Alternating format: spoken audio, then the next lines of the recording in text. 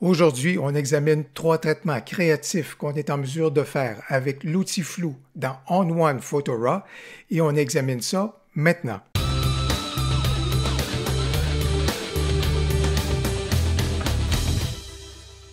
Bonjour, mon nom est Louis Lavoie, je suis l'auteur du blog et de la chaîne fairedelaBellePhoto.com, une chaîne qui s'applique à partager avec vous des trucs, des conseils, des astuces, de même que des découvertes afin que vous puissiez progresser dans votre cheminement photo. Si vous aimez des vidéos comme celle-ci, n'hésitez donc pas à cliquer sur j'aime, à vous abonner à ma chaîne et à partager. Et si vous aimez des vidéos sur la retouche photo, ça tombe bien parce que j'ai justement une playlist à vous suggérer à cet effet-là. Aujourd'hui, on va se tourner vers ON1 Photo Raw pour faire nos retouches photo. Il faut comprendre que ON1 Photo Raw peut agir à titre de plugin de Lightroom ou encore être un logiciel tout à fait autonome. Plusieurs autres logiciels permettent de réaliser des flous, mais j'apprécie beaucoup la convivialité de l'outil dans ON1 Photo Raw. Alors c'est pourquoi aujourd'hui, je me tourne vers ce logiciel-là. Mais à la toute fin, si votre logiciel ne vous permet pas le flou comme ON1 Photo Raw le permet, si vous voulez, on va regarder une méthode alternative que je vais faire avec Photopea, qui est un logiciel web de retouche photo gratuit. ON1 Photo Raw offre tous les outils qu'on a besoin pour nos retouches initiales à une photo, de même qu'après ça, des filtres qu'on est capable d'utiliser, ou encore des outils qui sont là pour le domaine du portrait, ou encore des pré-réglages. J'ai déjà apporté certaines retouches initiales donc à ma photo, et je vais donc tout de suite me tourner vers le filtre qu'on appelle le flou, donc le bleu en anglais. Ici, j'utilise la version 2019, c'est pourquoi c'est encore en anglais, mais il faut comprendre qu'en la version 2020 qui est disponible maintenant, la langue française est maintenant disponible dans la version 2020. Alors, au niveau du flou, tout de suite, quand on sélectionne cet outil-là, on voit que ON1 a déjà apporté donc un flou à ma photo. Par contre, moi, le flou qui m'intéresse, parce que je veux vraiment, dans ce cas ici, avec mon surfeur, créer une image un peu d'un super-héros. Alors, je vais aller vers le flou qui est en mode radial. Alors, vous voyez déjà le type de photo éclatée que ça vient faire, le flou éclaté que ça donne. Alors, vous pouvez voir que par défaut, si vous voulez, c'est relativement net au centre, mais ça part avec des rayons de flou qui sont dans toutes les directions. Et je suis capable de déplacer cet alignement-là, si vous voulez, du flou radial. Et je vais choisir de faire le flou parce que c'est un super-héros grâce à sa super planche, mais le flou ici, je vais l'amener à partir de la planche, si vous voulez. Alors, vous voyez que maintenant, c'est relativement net, si vous voulez, au niveau du flou sur la planche qui est juste là, et ça part dans toutes les directions et ça fait vraiment un élément extrêmement dynamique. Ce que j'ai besoin de faire maintenant, c'est de rendre mon surfeur un tout petit peu plus net, si vous voulez. Et pour ce faire, je vais donc me tourner vers le masque et les outils de masque extrêmement intéressants dans ON1 pour apporter les ajustements. Pour activer les outils de masque, j'ai donc cliqué sur l'icône juste ici au niveau des masques et ON1 me présente donc les options qui sont possibles par rapport au masque. Et dans ce cas ici, pour cette photo-ci, vous allez voir, on va donc se tourner vers l'outil donc de masque automatique, si vous voulez, ou l'outil de masque rapide. Initialement, donc, il s'agit donc pour moi de sélectionner les endroits où est-ce que je veux que le masque s'applique donc de façon positive. Alors, juste ici, je sélectionne certaines sections donc de mon surfer et en cliquant sur Alt, je vais donc aussi donc choisir des zones de la photo où est-ce que je ne veux pas qu'il y ait de masque qui s'applique. On va donc cerner, il s'agit donc que je cerne certains endroits pour couvrir un peu les différents coloris, où est-ce que je veux que ce soit soustrait, si vous voulez. À mon avis, je vais essayer cela ici, et on va laisser ON1 faire l'analyse à ce moment-là du masque, comme il l'entend.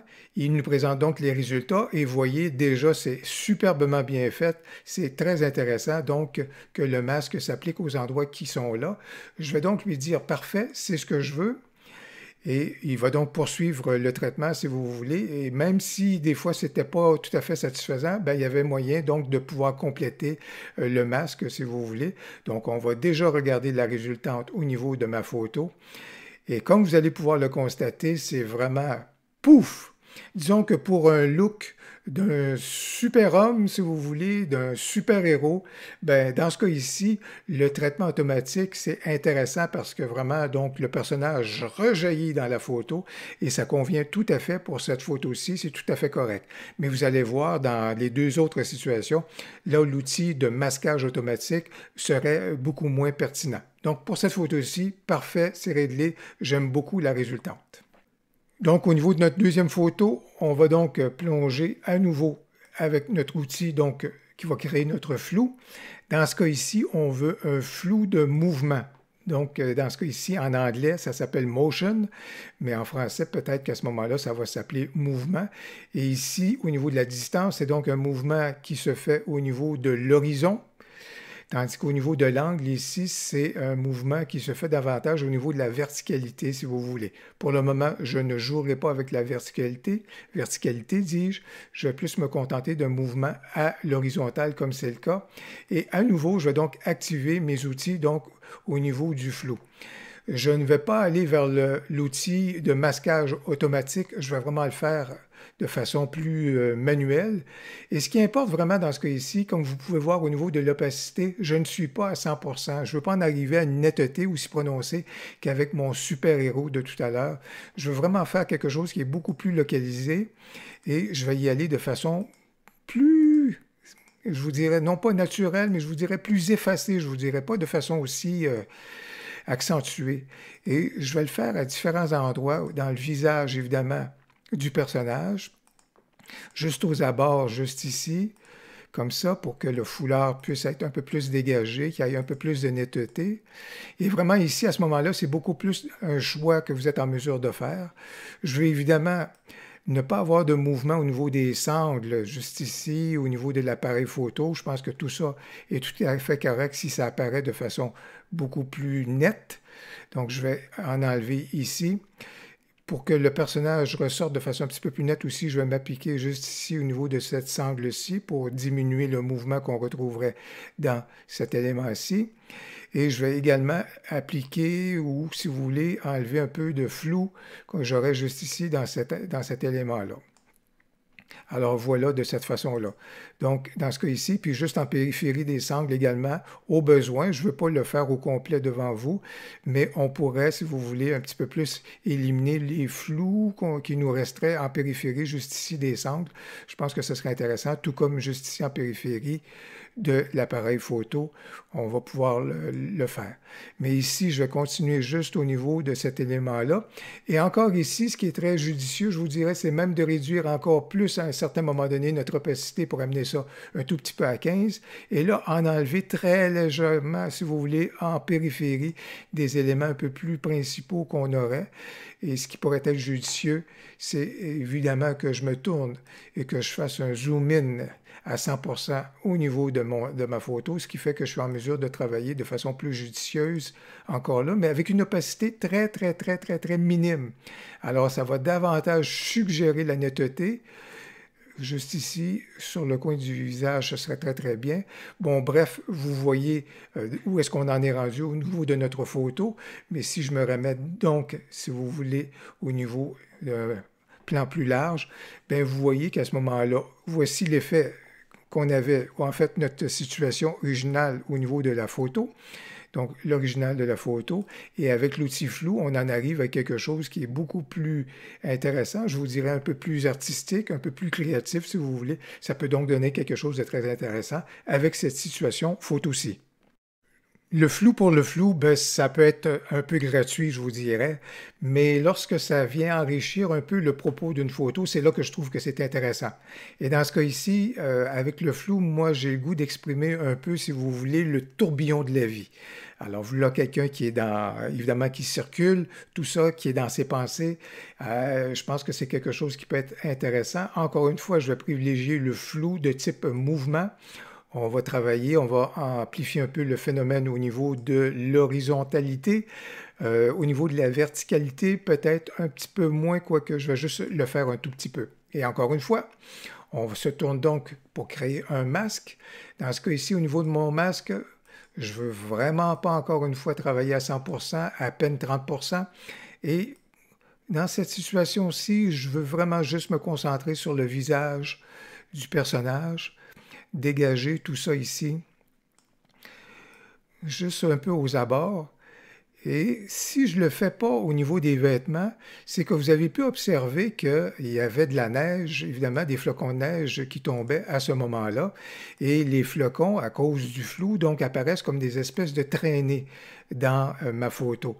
Alors c'est pour ça que si je mettais beaucoup de netteté au niveau des vêtements, ben les flocons qui sont là apparaîtraient très nets, un peu comme les deux qu'on a dans le visage juste ici. Et ça viendrait vendre la mèche, si vous voulez, ça viendrait un tout petit peu, ça détonnerait, si vous voulez, avec l'ensemble et le traitement que j'ai appliqué. Alors, c'est vraiment pas ce que je recherche. C'est pourquoi ici, dans ce cas ici aussi, je vais encore réduire mon opacité autour de 15, 16 ou 17, juste pour aller chercher des éléments qui sont un tout petit peu en périphérie, sans plus.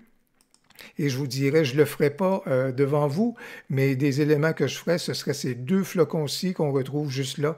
Ben, je m'appliquerai peut-être avec l'outil, le tampon de duplication, si vous voulez, à les corriger et à les enlever. Comme ça, il ne sera pas là pour indiquer une certaine netteté au niveau des flocons. Il y aurait donc un air de famille avec tout le reste donc de la scène.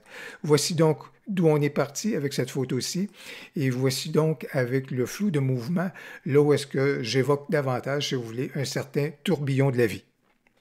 Votre logiciel de retouche photo ne vous offre pas des possibilités au niveau du flou, comme on vient de le voir avec On1 Photo Raw. Ben, pas de souci, je vous présente le tout, comment on est capable de le faire avec Photopea, qui est donc un logiciel de retouche photo web qui est tout à fait gratuit et vous avez simplement à utiliser un furteur pour obtenir des résultats et accéder, si vous voulez, à Photopea et à ce logiciel-là. La première des choses, on va ici se créer un nouveau calque. On va dupliquer donc le calque. Dans ce cas ici, au niveau du calque qui est venu s'appliquer dans le haut, on va se tourner vers filtre. Il y a un filtre qui s'appelle flou. Flou directionnel, c'est ce que je vais vouloir utiliser. Et ici, les curseurs sont à peu près similaires à ceux qu'on a vus au niveau dans On1 Photo Raw. Donc, j'y vais à peu près donc, à 100 pixels, si vous voulez, de déplacement, si vous voulez. Et si je voulais faire un peu de verticalité au niveau de l'angle, ici, j'aurais besoin, je pourrais ajuster le tout à ma convenance. Je vais donc dire, d'accord, j'accepte tout ça. Alors, ma couche sur le haut est floue. Par contre, ma couche initiale, si vous voulez, ici, bien, à ce moment-là, c'est net. Et qu'est-ce que j'ai besoin de faire? J'ai juste besoin de prendre l'outil gomme, m'assurer à ce moment-là ici d'une opacité qui est à peu près similaire à celle que j'avais tout à l'heure, donc autour de 30%. J'ai juste besoin ici de commencer à appliquer la gomme, l'effet de la gomme ici sur le personnage, le visage du personnage, tout à fait pareil comme tout à l'heure, si vous voulez. À ce moment-là, je commence à obtenir un peu plus de précision, comme vous pouvez le constater, encore ici, juste comme ça.